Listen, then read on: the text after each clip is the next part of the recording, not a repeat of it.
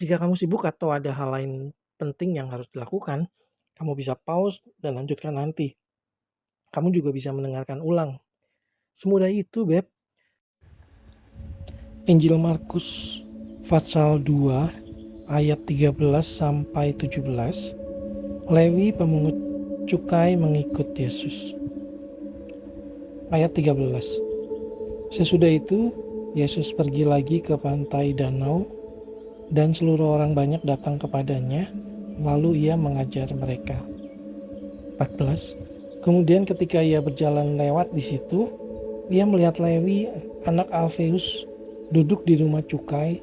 Lalu ia berkata kepadanya, "Ikutlah aku." Maka berdirilah Lewi lalu mengikut dia. Ayat 15.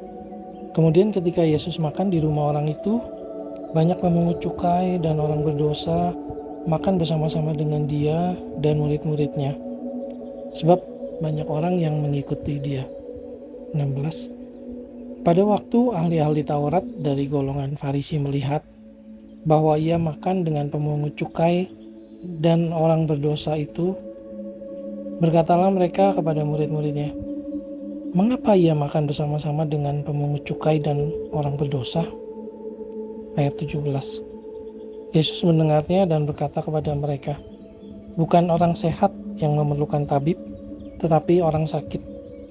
Aku datang bukan untuk memanggil orang benar, melainkan orang berdosa."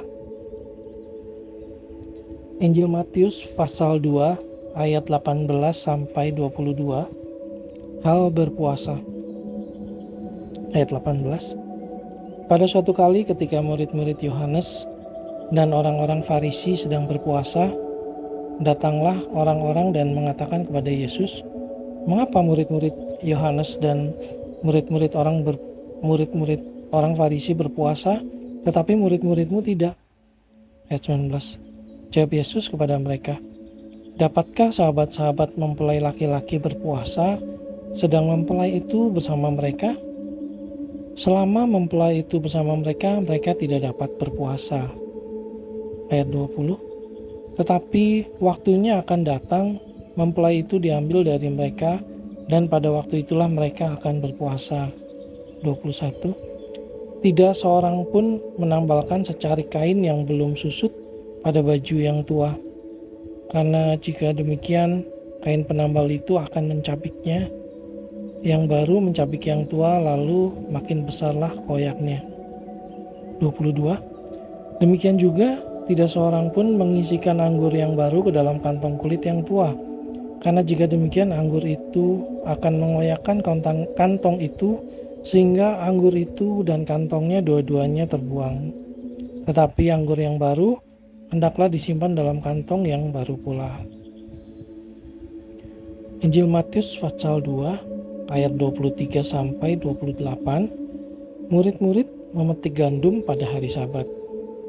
Ayat 23. Pada suatu kali pada hari Sabat, Yesus berjalan di ladang gandum, dan sementara berjalan, murid-muridnya memetik bulir gandum. Ayat 24. Maka kata orang-orang Farisi kepadanya, "Lihat, mengapa mereka berbuat sesuatu yang tidak diperbolehkan pada hari Sabat?" Ayat 25. Jawabnya kepada mereka, "Belum pernahkah kamu baca apa yang dilakukan Daud ketika ia dan mereka yang mengikutinya kekurangan dan kelaparan?" Ayat 26. Bagaimana ia masuk ke dalam rumah Allah waktu Abiatar menjabat sebagai imam besar, lalu makan roti sajian itu yang tidak boleh dimakan kecuali oleh imam-imam, dan memberinya juga kepada pengikut-pengikutnya. Ayat 27. Lalu kata Yesus kepada mereka, "Hari Sabat diadakan untuk manusia dan bukan manusia untuk hari Sabat." 28. Jadi anak manusia adalah juga Tuhan atas hari Sabat. Selamat, kamu sudah melakukan langkah pertama. Bahkan perjalanan 1000 mil pun dimulai dengan langkah pertama. Injil Markus pasal 3 ayat 1 sampai 6. Yesus menyembuhkan orang pada hari Sabat. Ayat 1. Kemudian Yesus masuk lagi ke rumah ibadat. Di situ ada seorang yang mati sebelah tangannya. Ayat 2. Mereka mengamati Yesus, kalau-kalau ia menyembuhkan orang itu pada hari Sabat, supaya mereka dapat mempersalahkan dia. Ayat 3, Yesus kepada orang yang mati sebelah tangannya itu, "Mari, berdirilah di tengah." Ayat 4, kemudian katanya kepada mereka, "Manakah yang diperbolehkan pada hari Sabat? Berbuat baik atau berbuat jahat? Menyelamatkan nyawa orang atau membunuh orang?" Tetapi mereka itu diam saja. Ayat 5, ia berduka cita karena kedegilan mereka dan dengan marah ia memandang sekelilingnya kepada mereka, lalu ia berkata kepada orang itu, "Ulurkanlah tanganmu." Dan ia mengulurkannya, maka sembuhlah tangannya itu. Ayat 6, lalu keluarlah orang-orang Farisi dan segera bersekongkol dengan orang-orang Herodian untuk membunuh dia. Injil Markus pasal 3 ayat 7-12. Yesus menyembuhkan banyak orang. Ayat 7. Kemudian Yesus dengan murid-muridnya menyingkir ke danau, dan banyak orang dari Galilea mengikutinya, juga dari Yudea. 8. Dari Yerusalem, dari Idumea, dari seberang Yordan, dan dari daerah Tirus dan Sidon datang banyak orang kepadanya, sesudah mereka mendengar segala yang dilakukannya. Ayat 9, ia menyuruh murid-muridnya menyediakan sebuah perahu baginya karena orang banyak itu, supaya mereka jangan sampai menghimpitnya. Ayat 10, sebab ia menyembuhkan banyak orang, sehingga semua penderita penyakit berdesak-desakan kepadanya hendak menyamah dia. Ayat 11, bila mana roh-roh jahat melihat dia, mereka jatuh tersungkur di hadapannya dan berteriak, "Engkaulah anak Allah." Ayat 12, tetapi ia dengan keras melarang mereka memberitahukan siapa dia. Jangan lupa di subscribe biar aku bisa bacain Alkitab buat kamu setiap hari.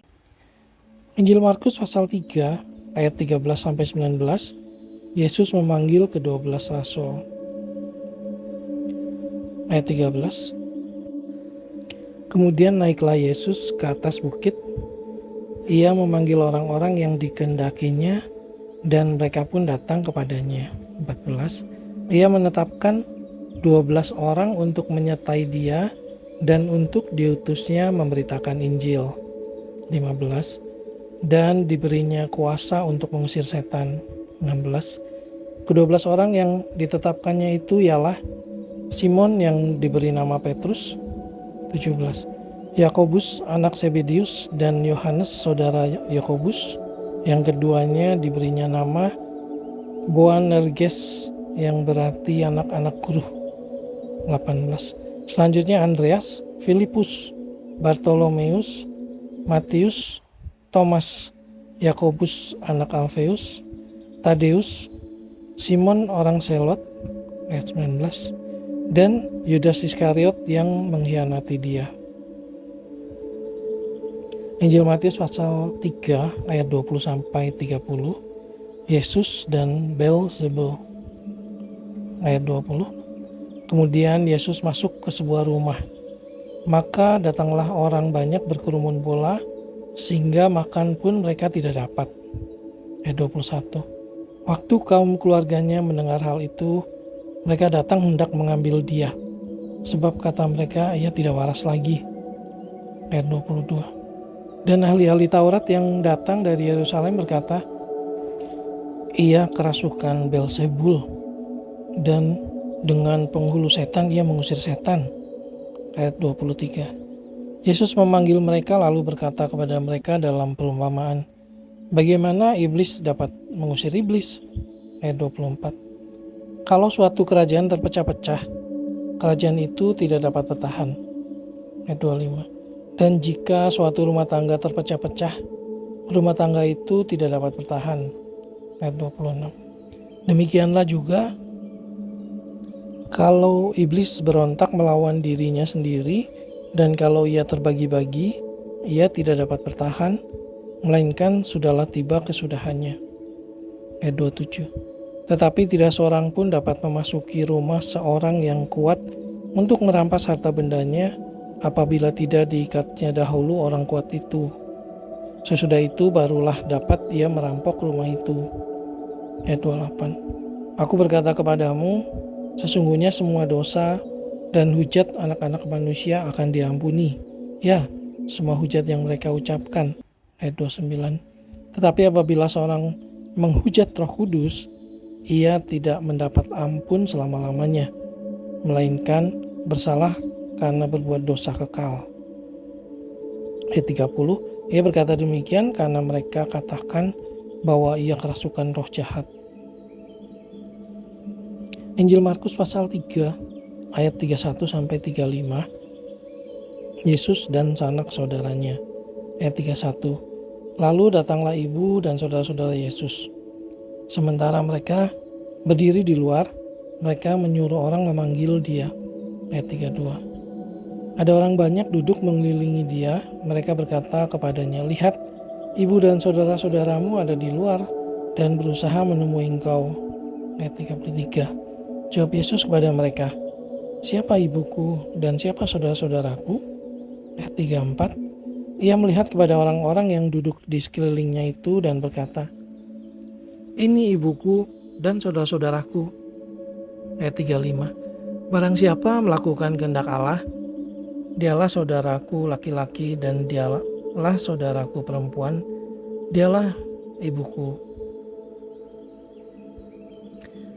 Injil Markus pasal 4 ayat 1 sampai 20. Perumpamaan tentang seorang penabur.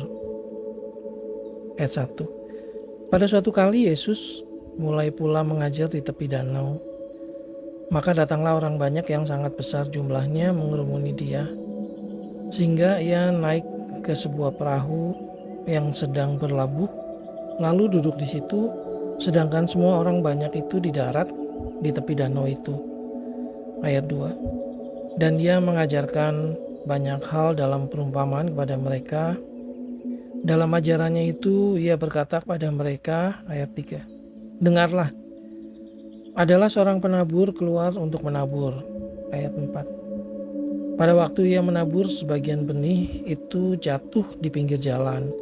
Lalu datanglah burung dan memakannya sampai habis. Ayat 5. Sebagian jatuh di tanah yang berbatu-batu yang tidak banyak tanahnya. Lalu benih itu pun segera tumbuh karena tanahnya tipis. Ayat 6. Tetapi sesudah matahari terbit, layulah ia dan menjadi kering karena tidak berakar.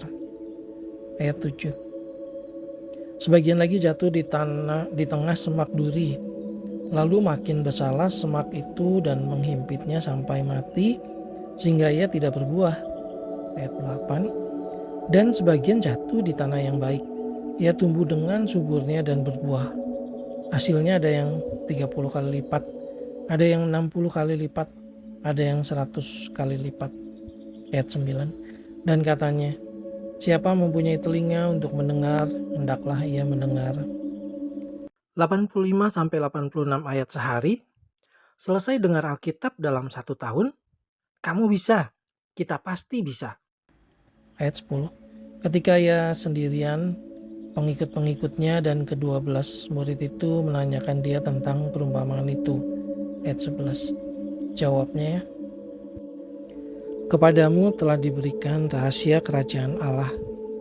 Tetapi kepada orang-orang luar, segala sesuatu disampaikan dalam perumpamaan. Ayat 12. Supaya sekalipun melihat, mereka tidak menanggap. Sekalipun mendengar, mereka tidak mengerti. Supaya mereka jangan berbalik dan mendapat ampun. Ayat 13. Lalu ia berkata kepada mereka, tidakkah kamu mengerti perumpamaan ini? Kalau demikian, bagaimana kamu dapat memahami semua perumpamaan yang lain? Ayat 14. Penabur itu menaburkan firman. Ayat 15. Orang-orang yang di pinggir jalan, tempat firman itu ditaburkan ialah mereka yang mendengar firman. Lalu datanglah iblis dan mengambil firman yang baru ditaburkan di dalam mereka.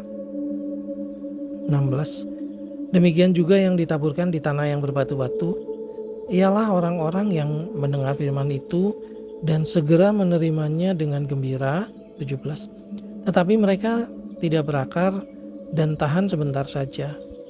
Apabila kemudian datang penindasan, atau penganiayaan karena firman itu mereka segera murtad. 18. Dan yang lain ialah yang ditaburkan di tengah semak duri. Itulah yang mendengar firman itu. 19. Lalu kekhawatiran dunia ini dan tipu daya kekayaan dan keinginan-keinginan akan hal yang lain masuklah mengimpit firman itu sehingga tidak berbuah.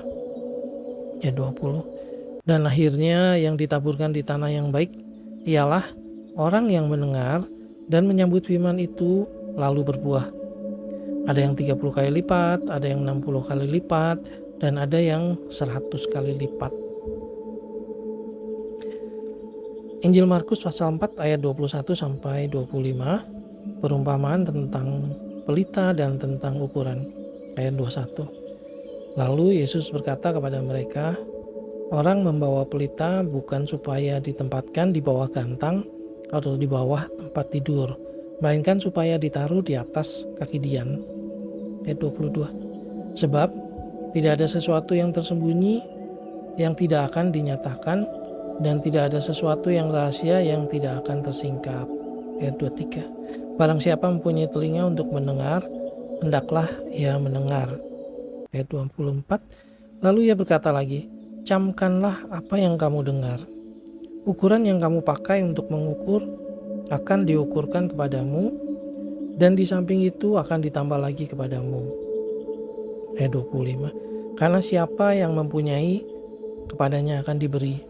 Tetapi siapa yang tidak mempunyai, apapun juga yang ada padanya akan diambil daripadanya.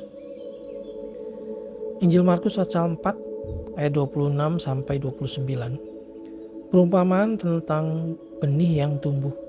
Ayat 26. Lalu kata Yesus, beginilah hal kerajaan Allah itu, seumpama orang yang menaburkan benih di tanah. Ayat 27. Lalu pada malam hari ia tidur, dan pada siang hari ia bangun, dan benih itu mengeluarkan tunas, dan tunas itu makin tinggi. Bagaimana terjadinya tidak diketahui orang. Ayat 28. Bumi dengan sendirinya mengeluarkan buah, mula-mula tangkainya, lalu bulirnya, kemudian butir-butir yang penuh isinya dalam bulir itu. 29. Apabila buah itu sudah cukup masak, orang itu segera menyabit, sebab musim menuai sudah tiba. Injil Markus pasal 4 ayat 30 sampai 34, perumpamaan tentang biji sesawi. Ayat 30. Katanya lagi, dengan apa hendak kita membandingkan kerajaan Allah itu? Atau dengan perumpamaan manakah hendaknya kita menggambarkannya? Ayat 31. Hal kerajaan itu seumpama biji sesawi yang ditaburkan di tanah. Memang biji itu yang paling kecil daripada segala jenis benih yang ada di bumi.